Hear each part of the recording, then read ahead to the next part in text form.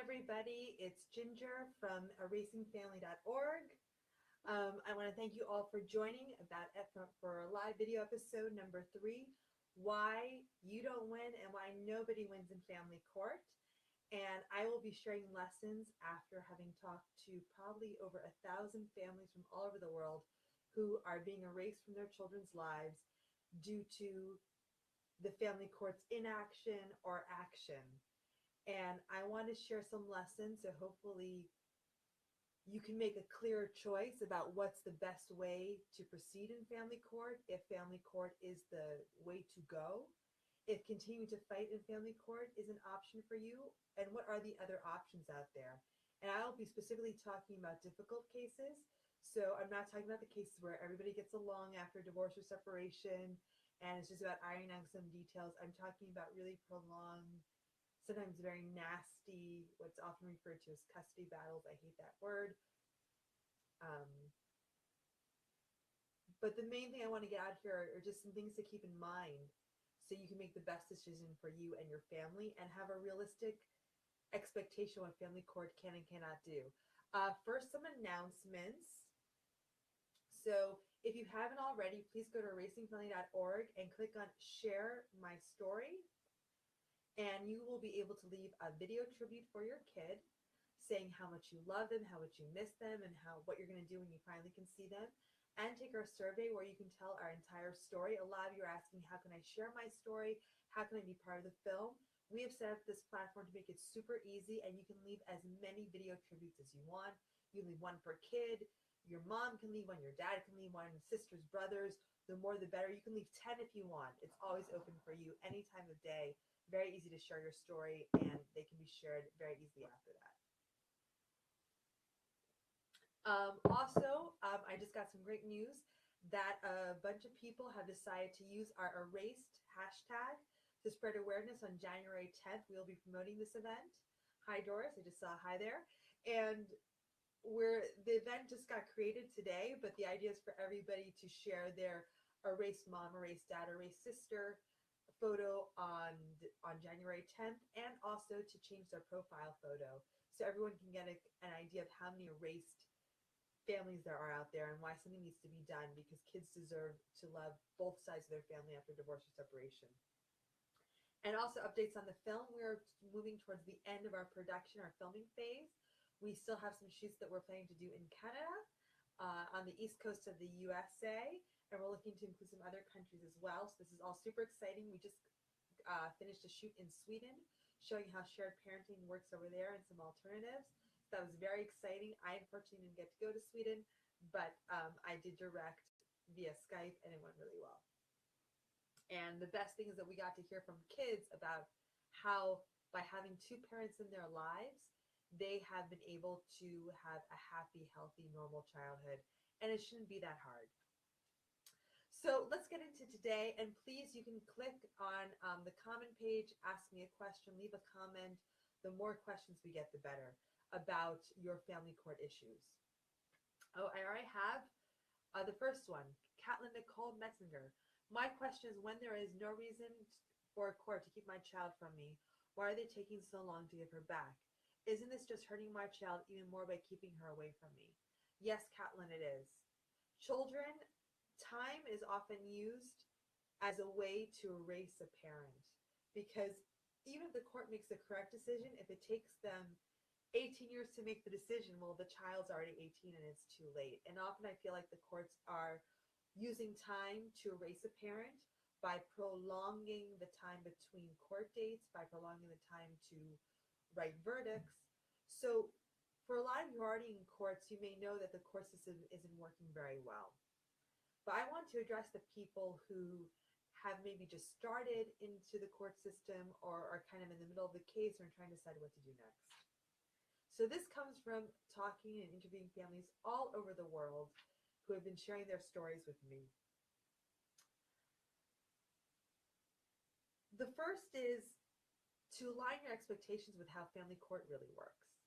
So I often hear, and people now comment on Facebook their legal strategies and what they're going to do and why they're going to court. And they'll say something like, I'm going to go to court because what my ex did is wrong.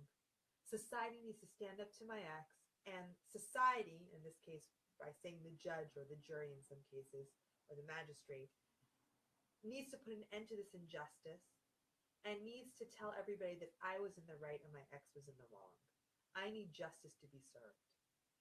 And I can tell you right now, if your goal in going to family court or into continuing a family court proceeding is to get justice, is to be proven right, is for the world to see what a good parent you are, what a bad parent the other parent is, stop right now, because it's not going to happen. Courts do not impart justice. That's why I prefer judicial system to justice system, because it is not about justice. And any good lawyer will tell you, and I come from a family of lawyers, as a lawyer, you are there to defend your client tooth and nail. It is an adversarial system. It is not about finding out what's best, what's in the best interest of the child, coming to an agreement, or finding justice. It is about winning and losing. In a family court, they're only losers to different degrees. They're never winners. So it's very good to say you need to use the courts to, if you need to enact a certain strategy, to get a certain result, to improve a bad situation. That can be your ultimate goal, but never to win or to get justice, because you're not going to win. The second, now, once you have that in mind, if there's any way at all that you can avoid family court, even by taking a bad settlement, take the bad settlement. Compromise. There's a saying in Spanish that I love. The worst agreement made outside of court is better than the best agreement made inside court. That's because when you are in court, the animosity will only increase, not decrease. You will be spending a lot of money that you could be spending on yourself, or more importantly, on your child, on their college fund, on having them one day, helping them to buy a house, helping them to get married, buying them shoes, on lawyers and court fees. So court always has to be the last resort. I know a lot of you don't want to be in court, and you found yourself in court. I get that. But always your goal should be, how do we get out of court?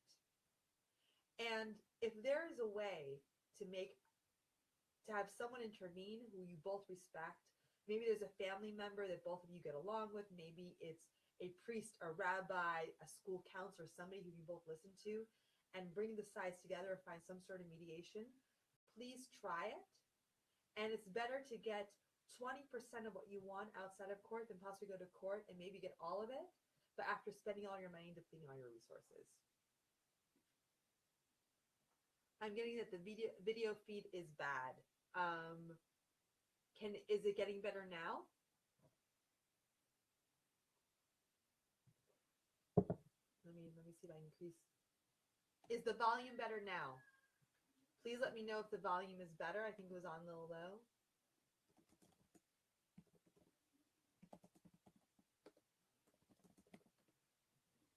Okay.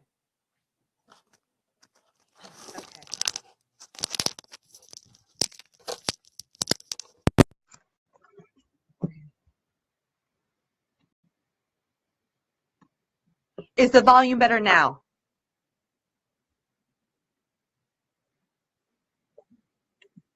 Okay, I just tried unplugging the microphone. Is the volume better now? I'm sorry about this, guys.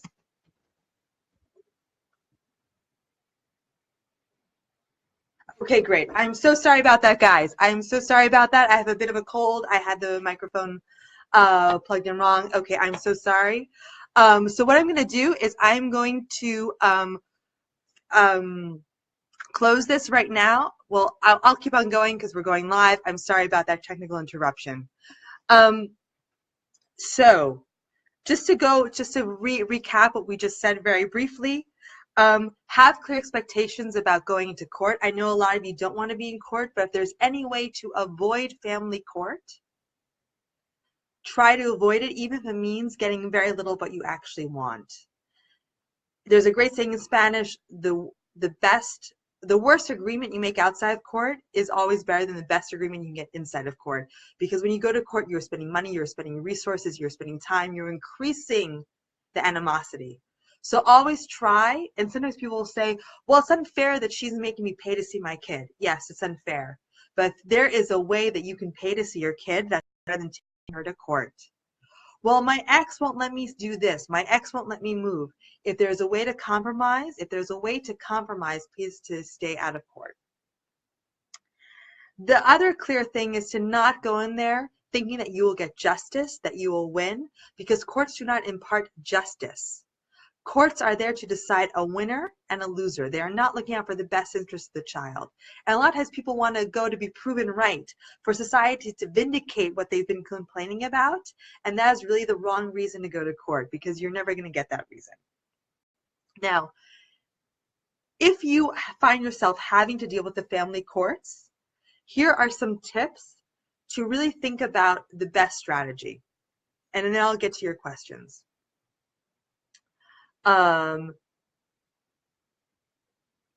First of all, if you do find yourself in the family court system, first of all, research what your options are in the place where you're going to court, because each court system is different. There can even be variations amongst judges in the same court system.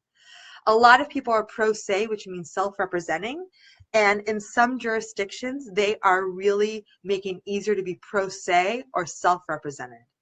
If so, research if that is an option. In a lot of places, the judges hate it when you represent yourself, but in some places, they are saying, we understand people don't have money for lawyers, and we're going to make the forms very easy online, have classes. Does your jurisdiction have a mediation program? What are the free parenting classes that you can enroll in? If there's a free option or free class, take it, because it shows that you are involved and you're doing all the steps, and it will maybe encourage your ex to go as well. But this is very important. Research what options are available, because often people are shocked to see that there are options available that they didn't know about. Often there is nothing, but it's better to be proven wrong and see that one special program is available in your area. You will often not get a free lawyer, but you may be able to get help filling out forms. The other thing I'm hearing a lot about is a lot of people are going pro se, which means self-represented. This is not a better option or better than a lawyer, but a lot of times the lawyers are so expensive and often incompetent that you can't get any worse by representing yourself.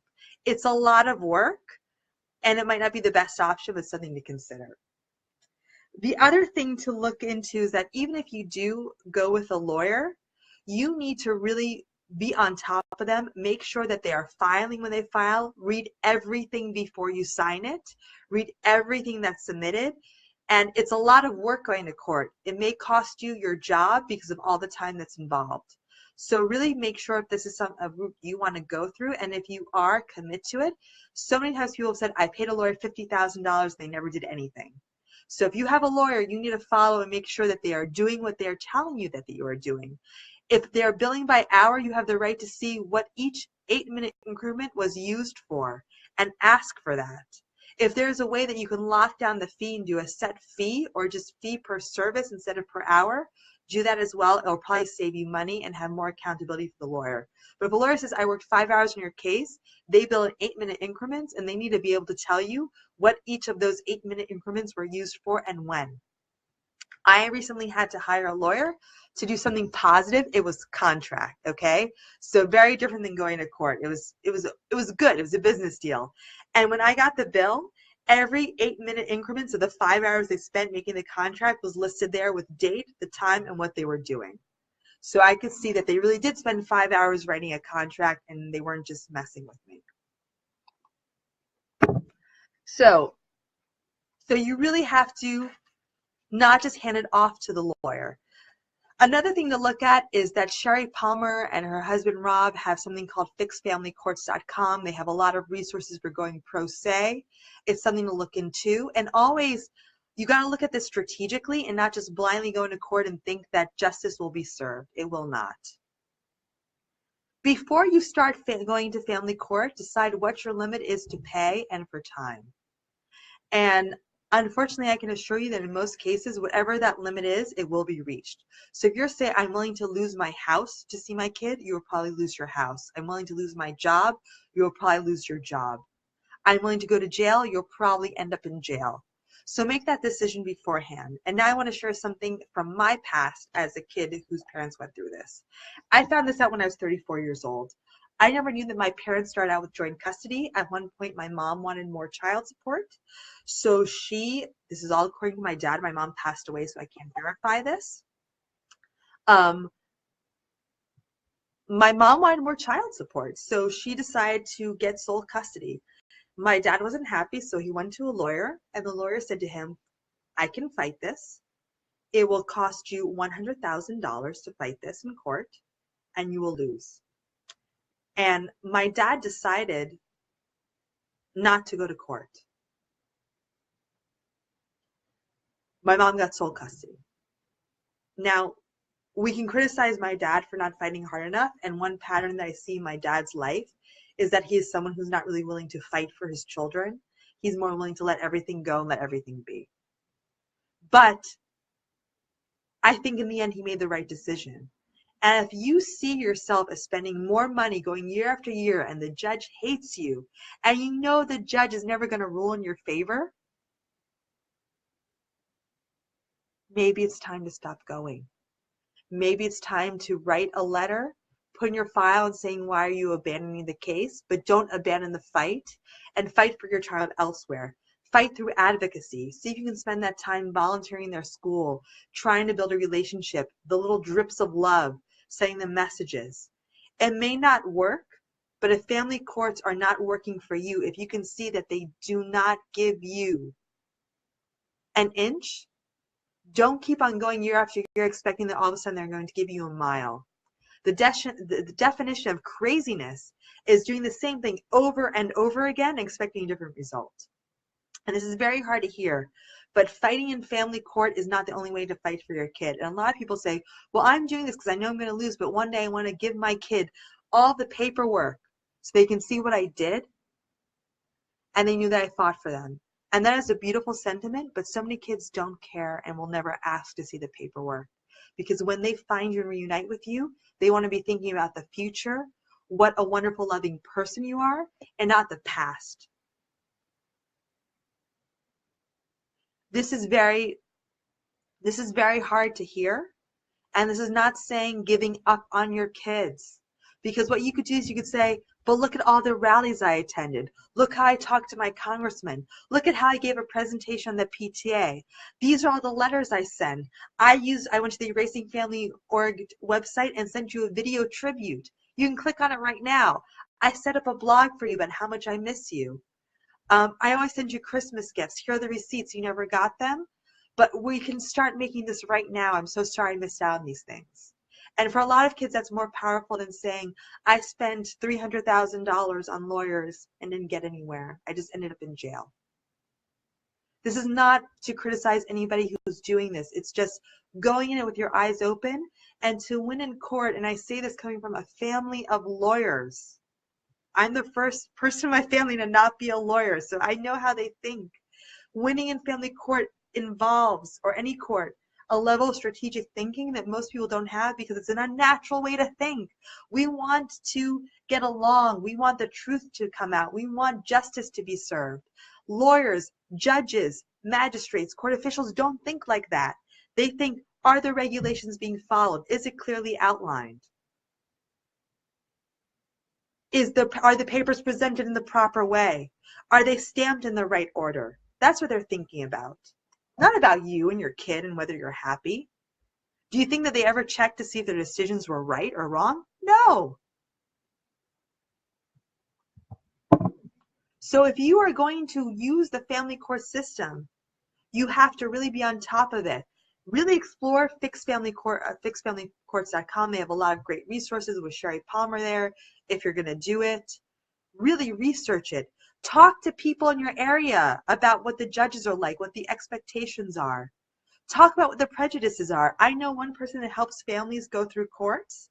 They're not a lawyer, and they have a dossier on each judge, and they will say, This is in San Diego. This judge hates Latinos. You're Latino. You're screwed. But let's see how we can make the best out of a bad situation.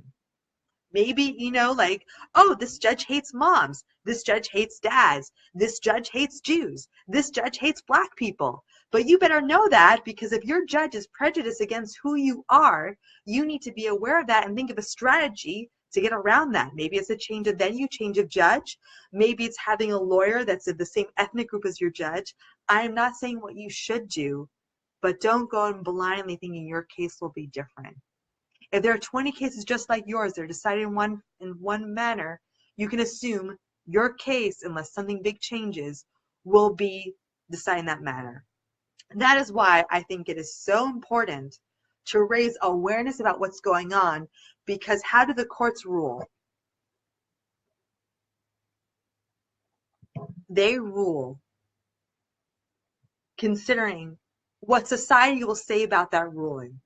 So if the trend of the moment is all men are violent, better give the custody of mom in all cases.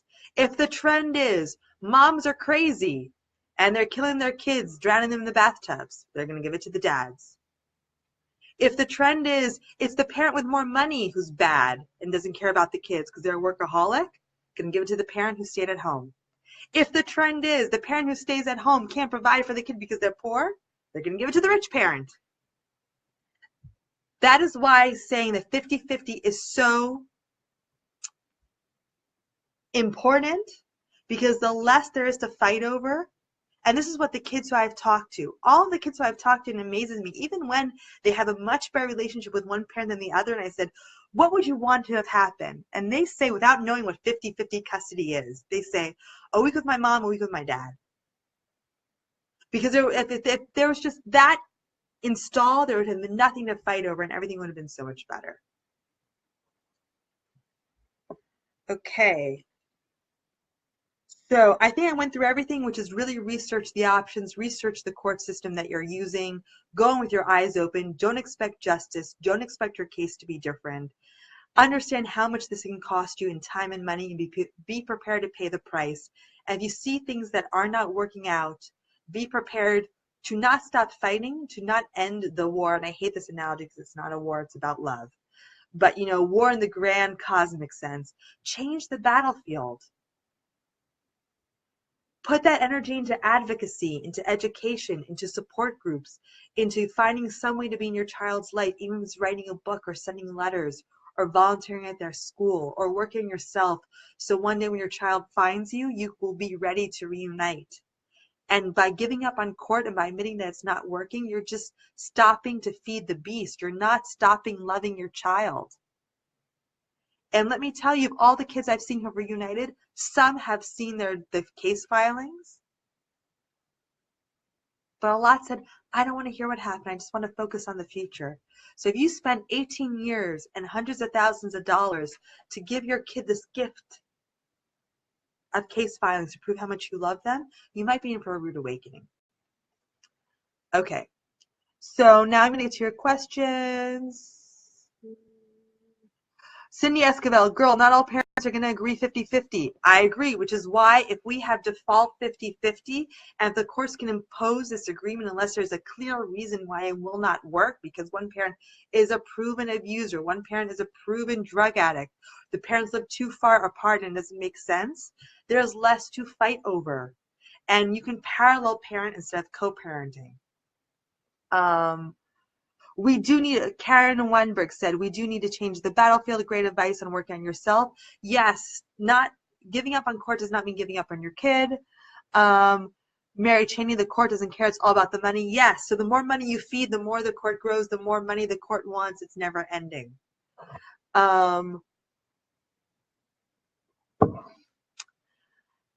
Evelise Rodriguez Leon, I hope I'm saying that right, says sometimes one just needs to accept the loss and preserve your sanity.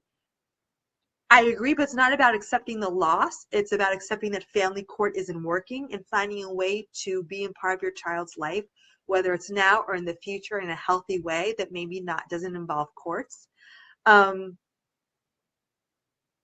of your kids are in school, I'm guessing, unless they're homeschooled, right? I mean, most kids are in school.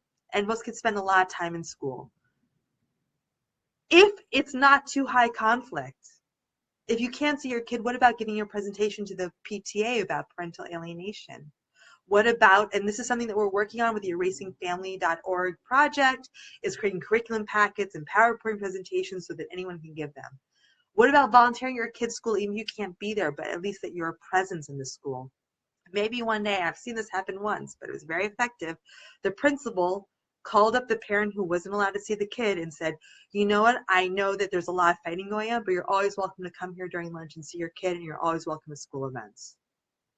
More effective than any judge. Velga Kulins Malek, 50-50 isn't fair to school age. Velga, I hope you can see our film because we're going to show how this is what kids want. Millennials really support 50-50 sharing, week on, week off. It can't work with every family. Sometimes it's not exactly 50%. That's a misnomer. But if that was the rules, then why go to court? There's nothing to fight over. Mary Shaney, my ex will not let my son see me. Like so many people on there, I feel for you. That's awful. I'm going back up to some of the other comments.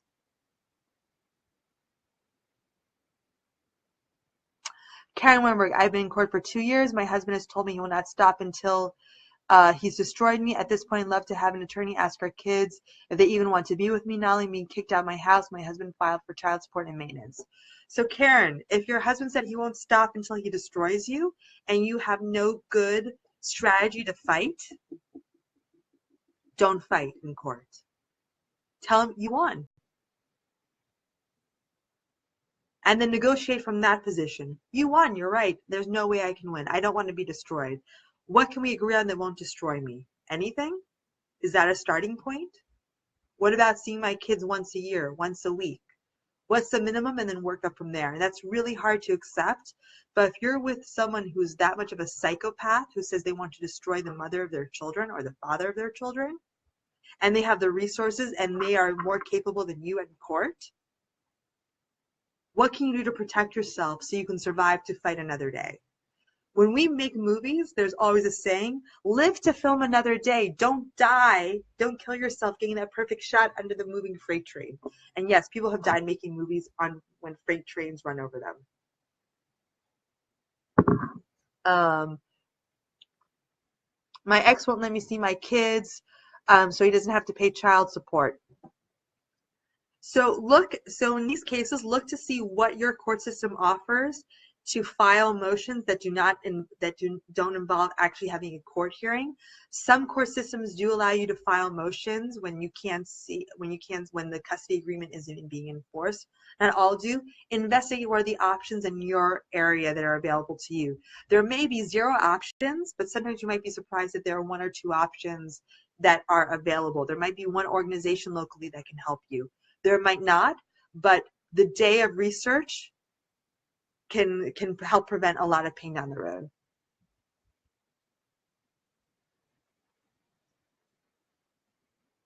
If you don't have primary custody but 50-50 shared legal physical custody, can the non-primary parent file for support? This is from Canada, Nicole Metzger. I don't know. That depends on your jurisdiction. Each state in the U.S. is different. Each province in Canada, each country in Europe. So that is a question. That you could probably research, looking up your own local laws, or in a case talking to a lawyer. But be careful.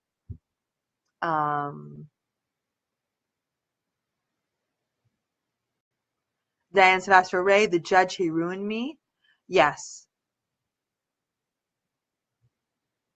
Yes, the judges can often ruin people. That is why any way you can avoid family court or get out of it as quickly as you can if it's not going your way, I highly recommend. Velga Kaluns Malik. Lawyers are socially connected with the judges. This is very true. Judges and lawyers rotate in and out. So you're a family judge, and then you become a family lawyer, family judge, family lawyer, cycling in and out. Continuances are the mode of operation. That means delaying a trial for every reason to prolong the case if the other parent's groups with not showing up or with their lawyer. When all your resources are spent, job in jeopardy for the time off, 2 years later, nothing is accomplished. The person who's withholding the child seems to hold all the cards. Yes, There's a saying, possession is 9/10 of the law. So if you have a kid, which in our legal code is considered a possession, not a being, not a human that's tiny, not a life worth protecting.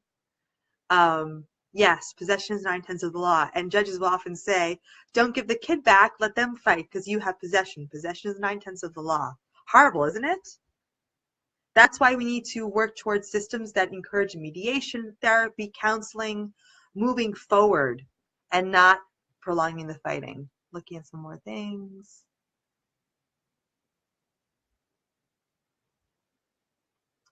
Courts ignore contempt filings. Very true.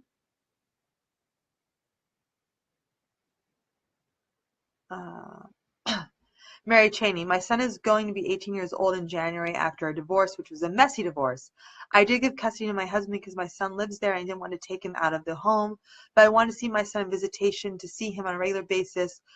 I have not seen my son since, but I get text from my ex that he needs $1,500 for Matt's braces. Okay.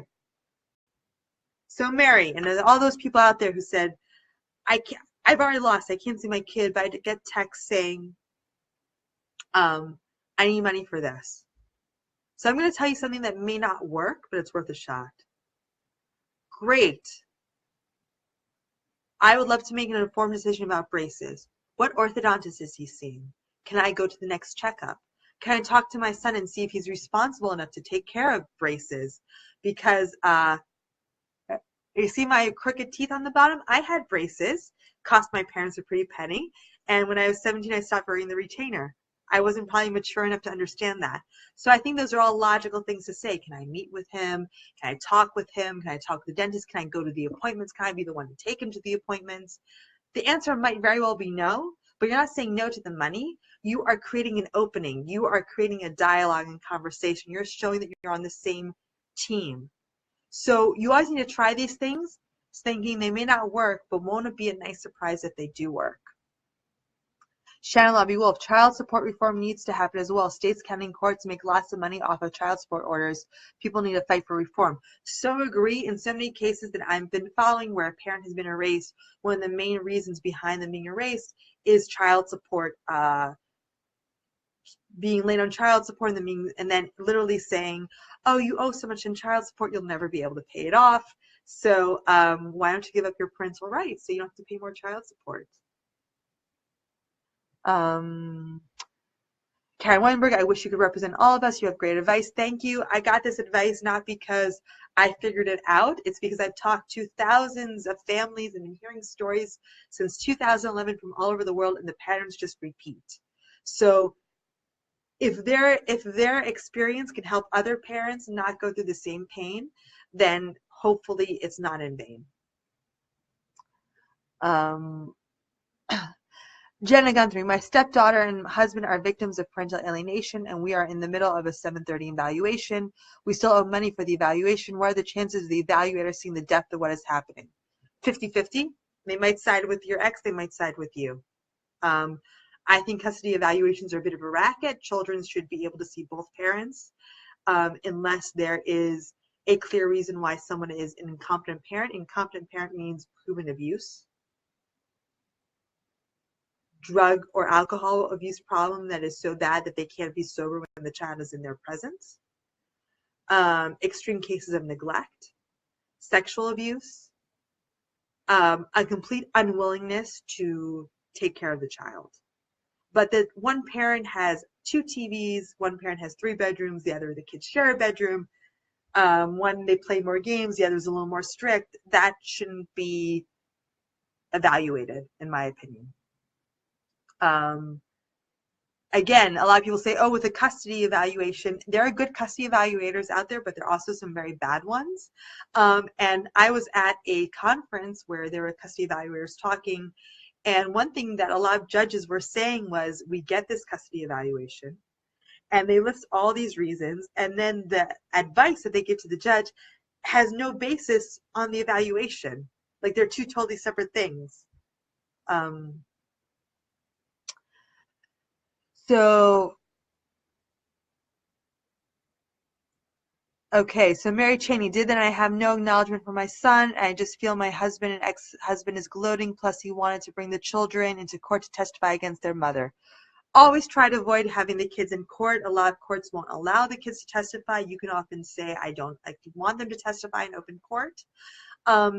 If you are in a position where you have no power, acknowledge that and find a new position. If your ex holds all the cards, and in a lot of cases your ex does hold all the cards, acknowledge that and find, is it time? Is it a new place? Is it building up new resources? Is it educating yourself?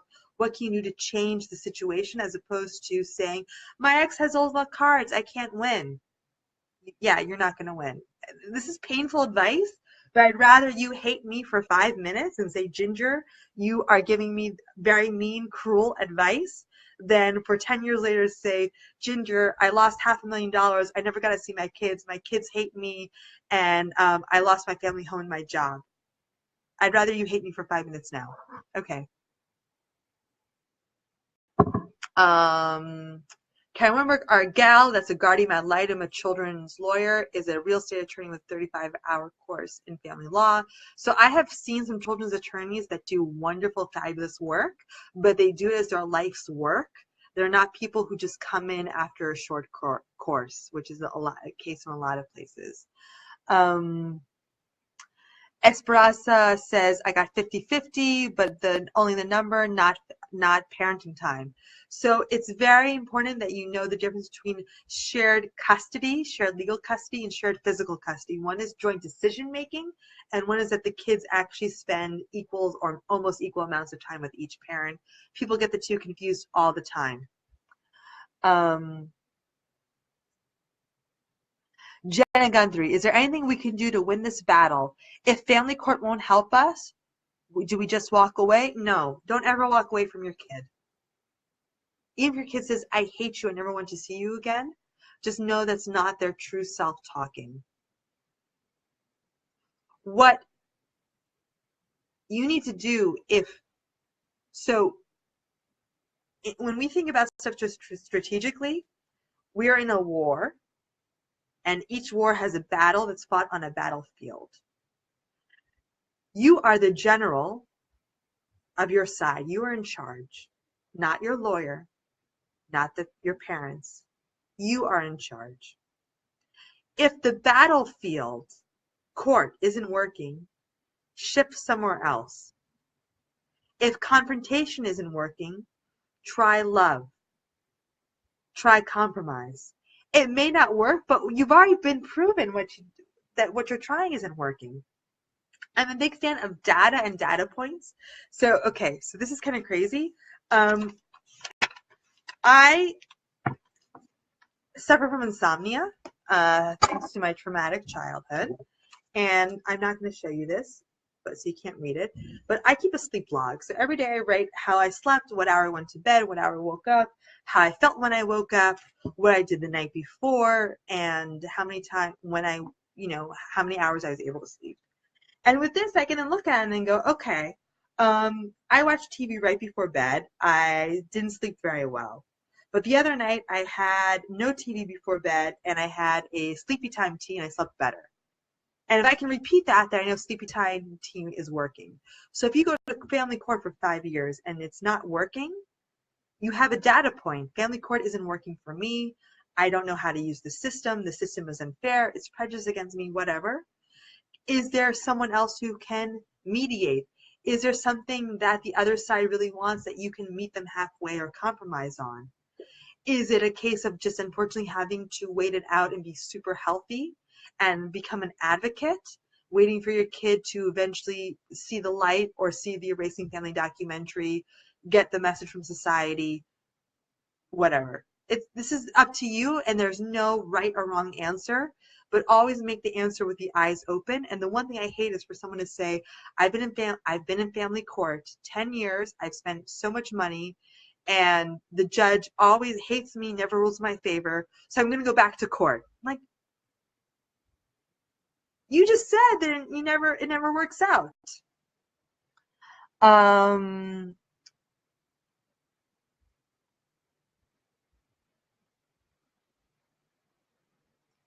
again, so Laura Kit Johnson said, keep up the fight. These kids need to know that you are there. I totally agree. Court is not the only way for your kids to know that you are there. You can send them a video tribute on the erasingfamily.org website. You can create a blog for them. You can write them letters. Even if you can't send them to them, you can keep a copy of them and you can give them later on. You can work on yourself.